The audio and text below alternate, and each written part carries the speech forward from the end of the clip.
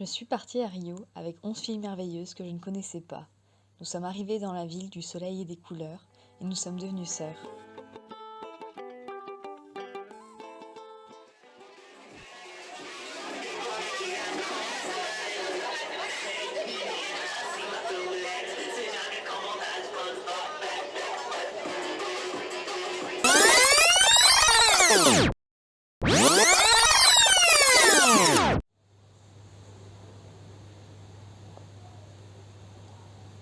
Tu vois, je suis partie à Rio faire un voyage pour explorer ma féminité, ma sororité, et j'en ai fait un film. Et quand je suis rentrée en France, je l'ai montré à plein de gens et ça m'a rendue très heureuse.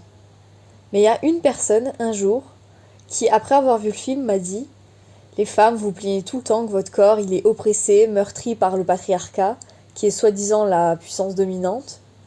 Mais il faut pas oublier que vous aussi, vous avez un pouvoir très important, qui, à travers les âges et l'histoire, a fait et défait des empires. C'est le pouvoir de séduction. » Et moi, j'étais pas du tout d'accord avec cette affirmation. Je crois pas que le pouvoir de séduction, c'est un si grand pouvoir que ça. Alors j'ai décidé de m'interroger. Le pouvoir de séduction est-il réellement un pouvoir ? Je vais mener l'enquête. Et cette enquête, elle va me mener à Venise, où je vais essayer de dégoter quelques indices. Je vais interroger mes proches, ma famille, mes amis, pour essayer de comprendre leur point de vue à eux. Je vais essayer de discuter avec des philosophes, des artistes, et essayer de comprendre pourquoi ce jour-là, cet homme-là m'a répondu ça. Alors, qu'est-ce que c'est pour toi le pouvoir de séduction ? Le pouvoir de séduction, c'est quand une femme, parce qu'elle a un joli minois, les garçons viennent l'aider, c'est cool, ils savent faire des choses, ils savent utiliser des outils, ils savent faire des travaux, ils savent conduire des engins et tout ça. Et on leur fait un gentil sourire et puis ça les met à nos ordres. Donc pour toi, c'est quelque chose, un, de la manipulation, deux, de l'ordre féminin. Ben oui, c'est féminin, mais d'un autre côté, les hommes aussi, ils ont un pouvoir de séduction. Eux aussi, ils nous font un gentil sourire et tout, on leur fait des tartes et des gâteaux et tout. Et donc, c'est de la manipulation ou pas pour toi ? Bah non, c'est pas de la manipulation, c'est de la vie quoi, c'est joli le pouvoir de séduction, il faut en abuser pour moi. Mais du coup, tu t'en sers pour obtenir un autre pouvoir. Du coup, c'est pas forcément un pouvoir avec une fin en soi, c'est un pouvoir que tu utilises pour en accéder à un autre. Le pouvoir de réparer un tuyau par exemple. Bah, on l'utilise ou on l'utilise pas, mais c'est toujours comme un échange en fait. C'est pas du profit, mais on profite quand même de ce qu'on peut être sympa avec l'un ou l'autre, et puis l'autre a envie de prouver qu'il est capable de faire des choses qu'on n'est pas capable de faire, et d'un autre côté, c'est toujours un échange de pouvoir de séduction. Oui, c'est consenti, c'est jamais une personne qui séduit l'autre, l'autre accepte d'être séduit en fait. L'autre accepte d'être séduit aussi, c'est-à-dire qu'il a envie de montrer ce qu'il sait faire, et à travers ça, il nous séduit aussi. Le pouvoir de séduction, c'est quelque chose qui est très lié à l'aura des gens, tu vois. Genre, c'est pas vraiment visuel, tu vois. Genre, il n'y a pas quelqu'un qui physiquement a un pouvoir de séduction, tu vois. C'est plutôt quelque chose qui l'entoure. Et c'est quelque chose qui fait que des fois, juste, les gens, ils ont un charisme, tu vois, mais qui est souvent lié à genre la façon dont ils sont sûrs d'eux. Et mon idée, c'était d'expliquer que je pense que ça me dérange que la charge mentale de la séduction, elle soit toujours aux femmes. Et justement, je le voyais pas comme un pouvoir, la séduction, mais encore comme un truc du patriarcat, une obligation du patriarcat qui est reposée sur nous, de devoir tout faire pour séduire l'homme, là où l'homme, lui, fait pas grand-chose pour nous séduire. Ouais, du coup, je pense, tu vois, c'est vrai que dans le sens pouvoir de séduction, t'as le mot pouvoir, c'est important, et du coup, ça relève plus d'un talent de manipulation, on va dire, une connaissance de l'autre, et parce qu'il faut s'adapter évidemment à chaque personne, chaque personne est sensible à différentes manières de séduction, et je pense que ça peut être instauré du fait que dans les sociétés patriarcales, la force s'imposait et du coup c'était une manière d'accéder au pouvoir ou de manipuler qui était assez efficace. Et du coup, on l'associe peut-être aux femmes du fait que c'était plutôt elles qui utilisaient cette manière d'accéder au pouvoir.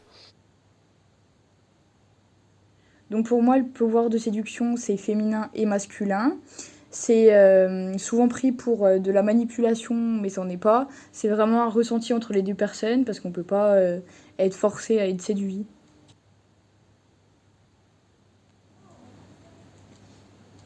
Pour moi, la séduction, c'est de la sorcellerie moderne. Voilà.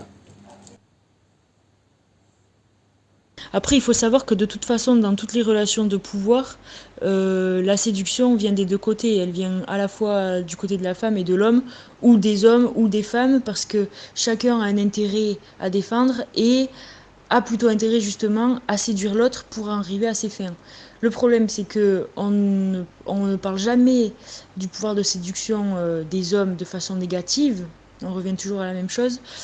On parle toujours du pouvoir de séduction des femmes de façon négative, parce que la femme c'est Ève, c'est Pandore, tu vois, c'est l'origine des problèmes sur la Terre.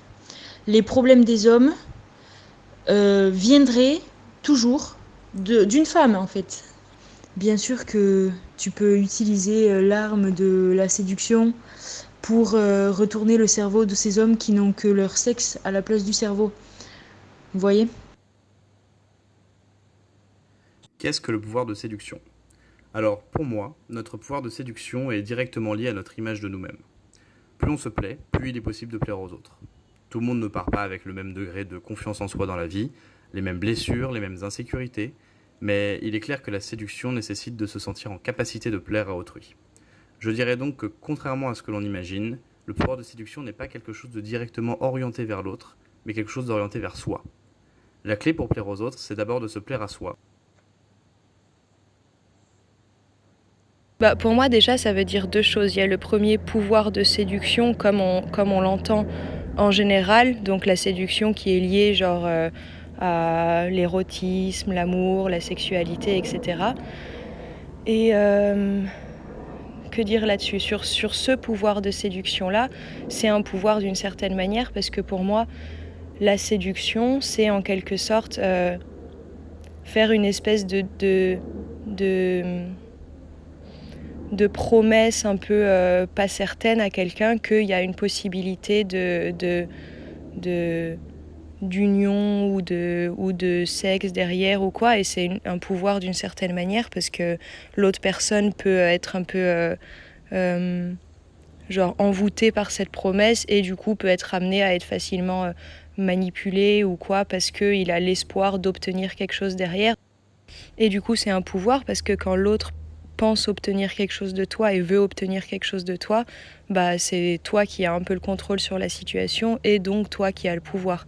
Et après, il y a le pouvoir de séduction qui est du coup pas lié à l'érotisme ou à la sexualité ou quoi, et du coup qui est de la séduction dans le sens amener quelqu'un à t'apprécier, à t'aimer ou convaincre quelqu'un, et du coup c'est des techniques de séduction qui sont utilisées en fait partout quoi, dans le commerce, dans le marketing, dans le business, etc. Convaincre quelqu'un que tu as quelque chose à lui apporter. Du coup, le pouvoir de séduction, je dirais que c'est le pouvoir que possède quelqu'un ou quelque chose à se faire désirer. Ça s'exprime toujours forcément, je pense, en deux phases, donc avec un séducteur et un séduit. Mais je pense qu'on va surtout parler de séduction lorsqu'il s'agit de relations humaines en fait. Parce que même si beaucoup de gens l'utilisent comme abus de langage pour parler de désir commun, comme quelqu'un qui va te dire j'ai été séduit par la dernière paire de baskets ou par le dernier téléphone, je trouve que c'est pas hyper pertinent d'un point de vue théorique, parce que ce qui compte avant tout dans la notion de pouvoir, c'est l'action. C'est la définition même du mot pouvoir, hein. Si je peux, c'est que j'ai la capacité de décision, d'action ou d'inaction. Ça c'est au choix ça. Et c'est, je pense, un concept qu'on peut difficilement nier dans la mesure où c'est dans l'histoire de la philosophie et du concept de désir en général l'une des incarnations les plus sociales du désir en fait. Et aussi du coup la plus flagrante, parce qu'en fait elle est directement issue de notre instinct de conservation qui nous pousse à survivre et à perpétuer notre espèce, et notamment à se reproduire. Parce que la séduction, c'est avant tout, par exemple dans le règne biologique et animal, un outil de reproduction. Les différents...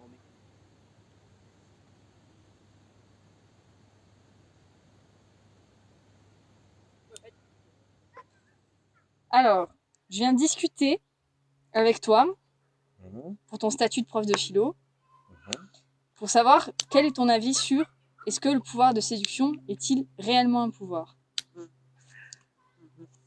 Le pouvoir de séduction. Les termes sont liés, sont très liés. À l'origine, au commencement, dans ce livre qui s'appelle La Genèse, qui est le premier livre de la Bible, il faut se souvenir de l'histoire. Dieu a interdit que l'on mange de l'arbre de la connaissance du bien et du mal, et Ève va être tentée par le serpent. Et ensuite, Ève influencera Adam pour qu'il mange à son tour de ce fruit. Et le serpent est posé comme le tentateur, le séducteur, dit le texte, celui qui va séduire Ève.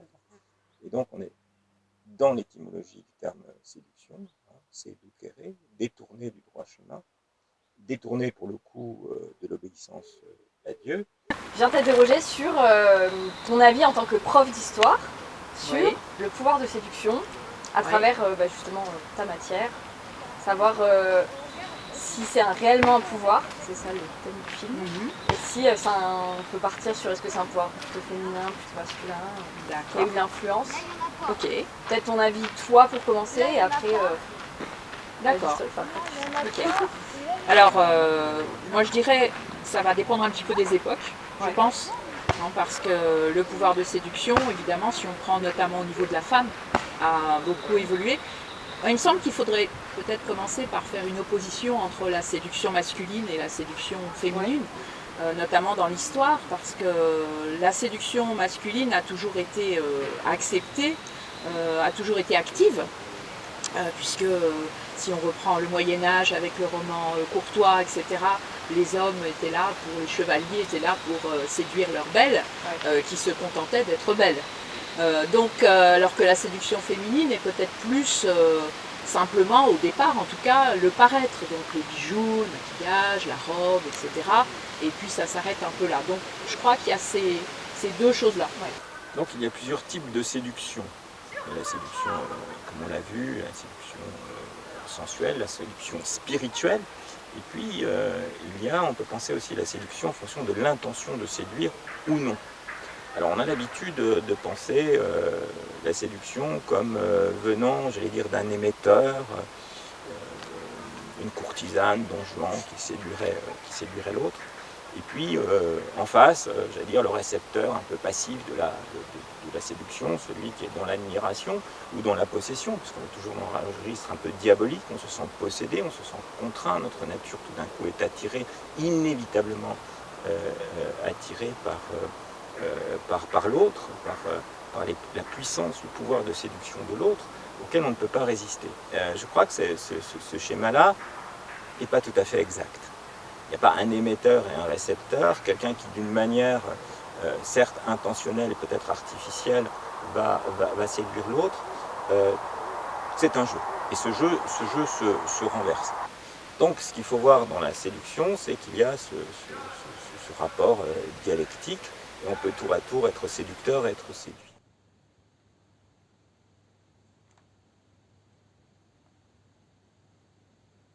Il y a de grandes séductrices.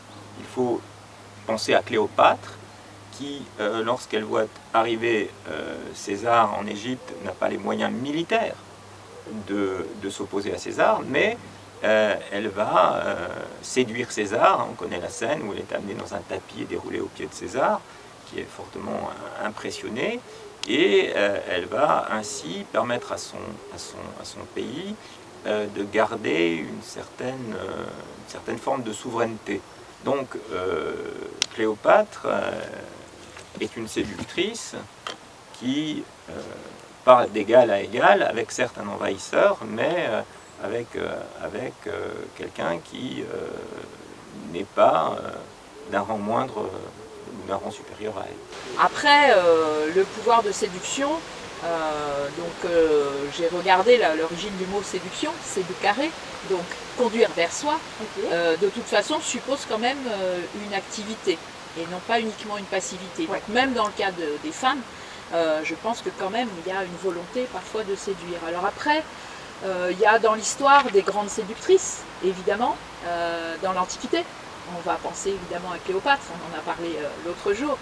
Donc Cléopâtre, toute la question, parce qu'il y a eu toute une historiographie qui en faisait une prostituée ou quelqu'un de vraiment mal intentionné ou je sais pas quoi, en fait on peut se demander si c'était pas aussi des visées politiques qu'elle avait, hein, puisqu'elle a quand même pas séduit n'importe qui. Elle a séduit César, et puis elle a séduit Marc Aurèle, tout ça avec l'idée de reconstituer un petit peu son royaume d'Égypte. Mais du coup, la question c'est, elle s'est servie de son pouvoir de séduction pour séduire quelqu'un qui avait un autre pouvoir qu'elle. Oui. Donc est-ce que c'est des pouvoirs qui se valent ou est-ce qu'il y a une échelle de pouvoir, peut-être une hiérarchie? Alors oui, il y a probablement une hiérarchie des pouvoirs, puisque elle était plutôt en position défensive, on va dire. Hein. Son territoire était quand même menacé par la puissance de l'Empire romain. Donc ce qu'elle essayait de faire, c'est juste garder un petit peu son territoire au-delà d'Alexandrie pour avoir toute l'Égypte. Mais elle n'a pas d'ailleurs réussi, puisque Marc Aurèle, donc son deuxième amant, a perdu la bataille contre Octave, et du coup elle n'a pas réussi son projet, donc c'est quand même inégal. Oui, mais du coup ça veut dire qu'elle a utilisé ce pouvoir de séduction pour se défendre parce qu'elle n'avait pas d'autre choix, et c'est quand même un beaucoup plus grand sacrifice par exemple de donner son corps par la séduction que de donner un coup de poing. Et souvent on dit que quand tu couches avec une personne tu perds un peu ton honneur, alors que quand tu donnes un coup de poing tu défends ton honneur. Du coup est-ce que c'est pas un pouvoir qui quand même t'engage beaucoup plus qu'un pouvoir militaire par exemple?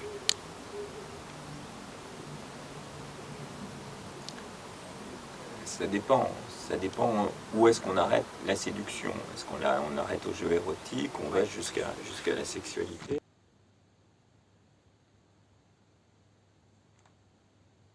Oui, mais c'est marrant que tu parles de Don Juan, parce que justement Don Juan, c'est un peu devenu une expression, être un Don Juan, et c'est quelque chose plutôt de valorisant de beaucoup séduire pour un homme, alors pour une femme très souvent c'est un manque d'honneur d'être une séductrice, ou c'est vu comme étant un peu une sorcière.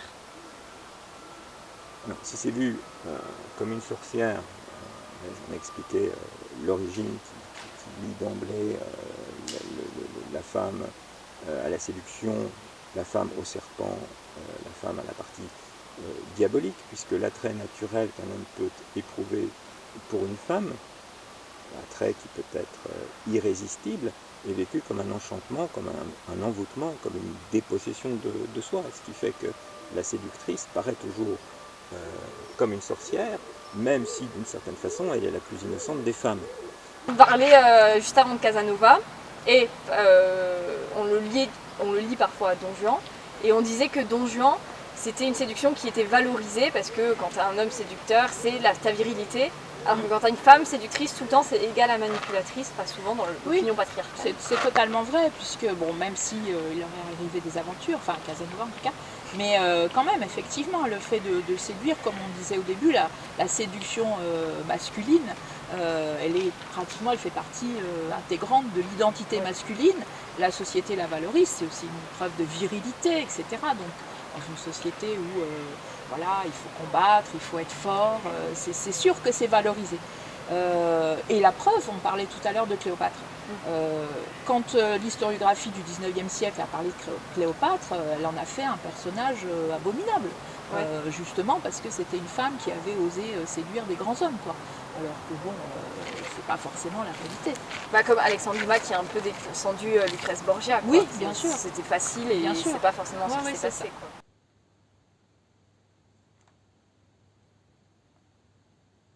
On a parlé du XVIIIe siècle qui était une césure. Je pense que le XXe siècle en est une.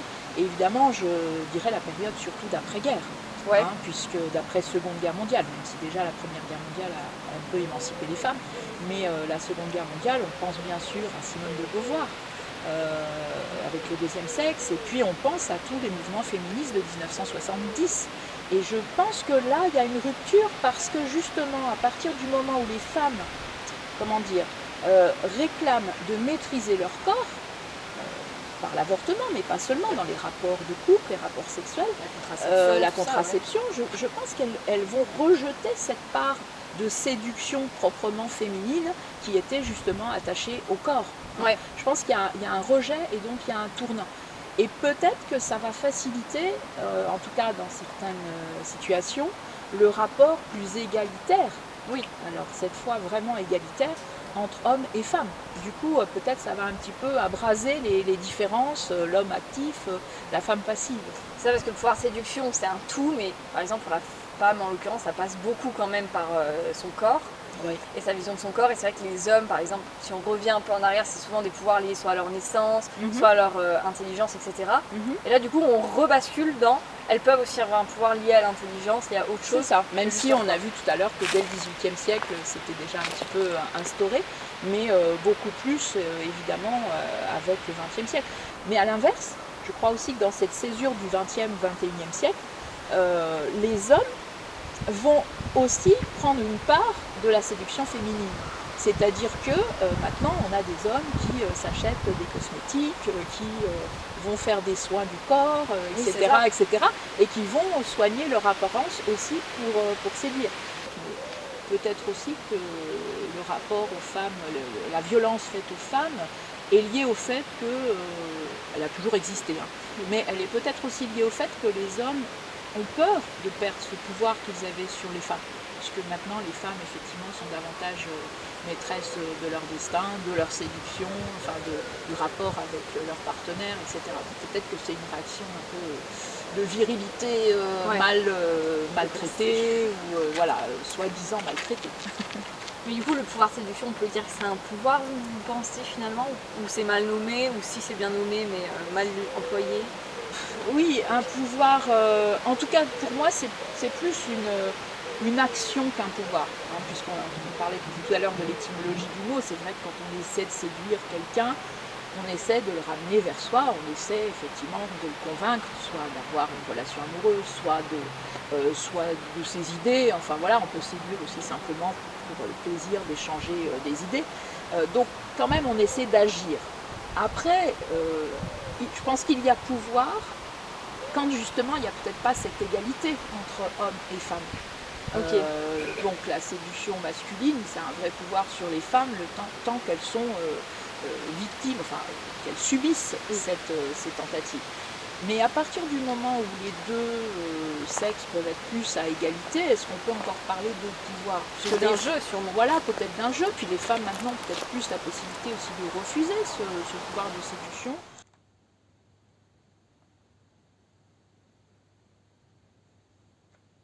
Et du coup, par exemple, dans la religion catholique dont tu parlais au début, la femme, elle est associée au serpent, etc. Mais la première femme, c'est pas Ève, c'est Lilith.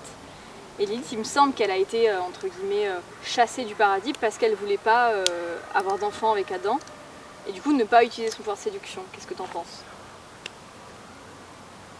Ça, ce sont des textes qui ne sont pas dans la Bible, ce sont des textes apocryphes qui sont à côté de la Bible, qui ont donné lieu à toutes les spéculations qu'on trouve dans les textes du Moyen-Âge, notamment en ce qui concerne la démonologie. Mais ça montre l'ambiguïté, au fond, de la femme, puisque Lilith est le pendant de Ève, et elle est quand même à inscrire du côté du mal, hein, parce que... alors, est-ce qu'elle est fondamentalement une séductrice? On pourrait être la séductrice intentionnelle, alors que Ève serait la séductrice non intentionnelle. Alors ça, c'est véritablement un débat qui reste ouvert. Okay. Et tu voulais rajouter quelque chose sur le pouvoir de séduction? Est-ce que c'est vraiment un pouvoir du coup? Est-ce que tu penses qu'il peut s'opposer par exemple à un pouvoir militaire, étatique? Alors là, on est autre chose. On n'est plus dans la séduction, on est dans l'influence, dans la propagande, dans la publicité. La séduction implique le désir et un certain jeu qui s'inscrit dans le cadre de l'amour, du rapport entre quelqu'un qui désire et quelqu'un qui est désiré. Donc il faudrait revenir cette relation que l'on trouve chez Platon dans le banquet, avec ce jeu du désir qui, à un moment donné, a pour technique, a pour art, a pour culture la séduction. Et en fonction des époques, cette séduction trouve ses critères, ses canons, par exemple la grande période du XVIIe siècle, avec les liaisons dangereuses de Laclos, c'est un petit peu le summum de la séduction codifiée, qui devient même à la cour un art de vivre. Il est de bon ton de courtiser, de séduire et d'entrer dans ce jeu qui peut être un jeu d'ailleurs tout à fait cruel. Ensuite, qui peut être mixte aussi, femme comme homme. Absolument. Quand on prend les grandes maîtresses de Louis XIV, ce sont des femmes qui, par la séduction, se sont élevées au plus haut point de la politique, même jusqu'à influencer la politique du royaume. De ce point de vue-là, il faudrait évidemment citer la famille Borgia, puisque d'une certaine façon, Alexandre, le pape, détient le pouvoir spirituel. Il y a César qui détient le pouvoir militaire, le pouvoir de la force, mais il y a aussi Lucrèce qui, elle, détient le pouvoir de la séduction et sera utilisée par les deux autres comme une arme dans le jeu de la politique. Une arme qui opère dans le domaine privé, mais ça peut opérer même dans le domaine public. On sait qu'à la fin de l'Empire romain, Rome n'ayant plus de légions à envoyer contre les barbares, ils ont envoyé des princesses pour détourner notamment les Vandales du pillage de Rome. Et une seule femme a pu être plus efficace que des légions, puisque mariée au chef des Vandales, elle les a entraînés jusqu'en Afrique. Donc effectivement, la séduction fait partie des moyens politiques.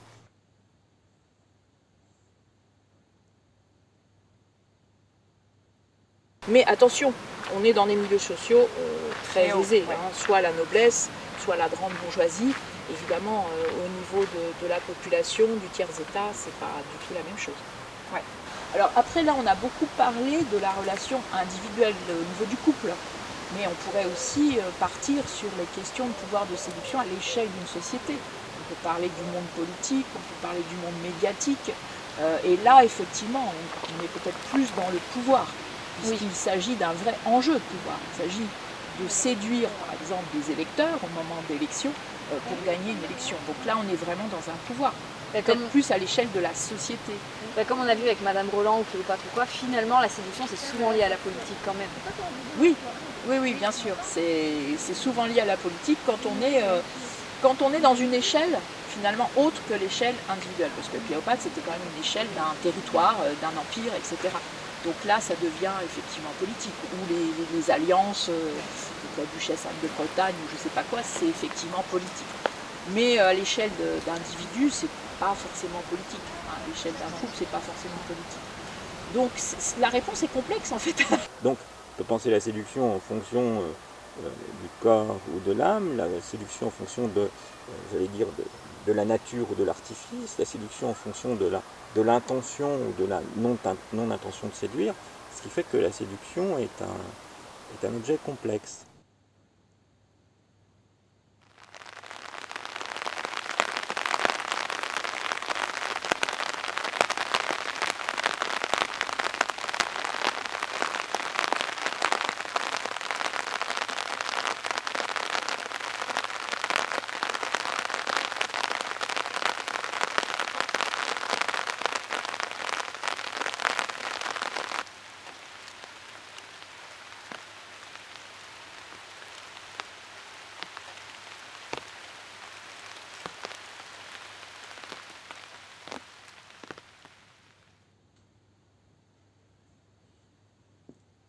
Quand j'ai commencé ce film sur le pouvoir de séduction, j'avais l'impression que le pouvoir de séduction, c'était pas vraiment un pouvoir. Ou en tout cas, qui valait moins que les autres pouvoirs.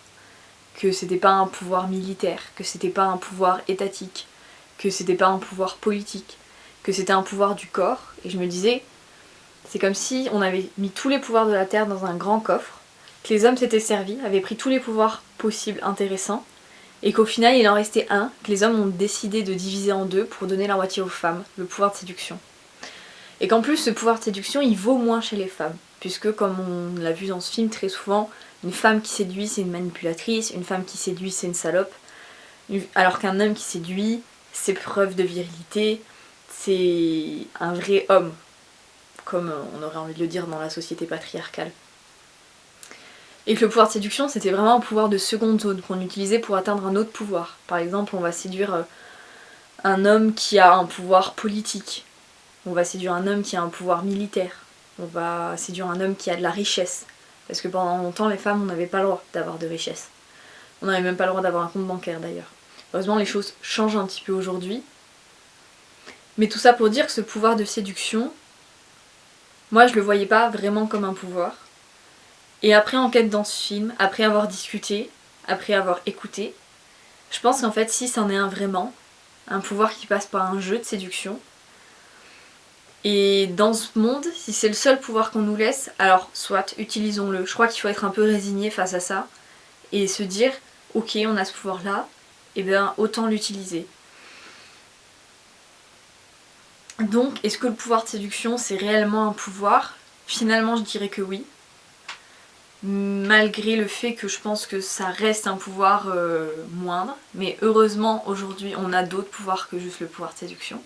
Nous aussi on peut avoir un pouvoir politique, nous aussi on peut avoir un pouvoir qui n'attrait pas à notre corps et à notre sensualité, mais un pouvoir qui attrait à notre intelligence, à nos capacités. Je crois qu'aujourd'hui en 2022, il ne faut plus avoir peur de ce pouvoir de séduction, il ne faut plus le mésestimer. Je crois qu'aujourd'hui, déjà il représente beaucoup plus une égalité, dans le sens où c'est plus reconnu que tu peux être une femme séductrice sans être une femme manipulatrice, sans être une salope. Parce que je pense que les hommes aussi en usent beaucoup de leur pouvoir de séduction. Et je pense qu'il faut le mettre en relief aussi, parce qu'aujourd'hui une femme peut avoir un pouvoir politique également, un pouvoir militaire, qu'elle n'est pas juste obligée d'être une séductrice pour exister, qu'elle n'est pas juste obligée de donner son corps pour avoir un pouvoir. Et donc merci l'évolution, merci ceux et celles qui se sont battus pour qu'on en arrive là. Mais je crois que le chemin il est encore long, parce qu'encore trop souvent on met dans la tête des jeunes filles que si elles ont une sensualité et si elles en jouent, eh ben c'est pas des filles bien. Alors que si les hommes le font, eh ben c'est des beaux gosses comme on dit. Et je crois qu'il faut continuer à avancer sur ce sujet, continuer à se battre, continuer à en parler, continuer à réfléchir. Et voilà.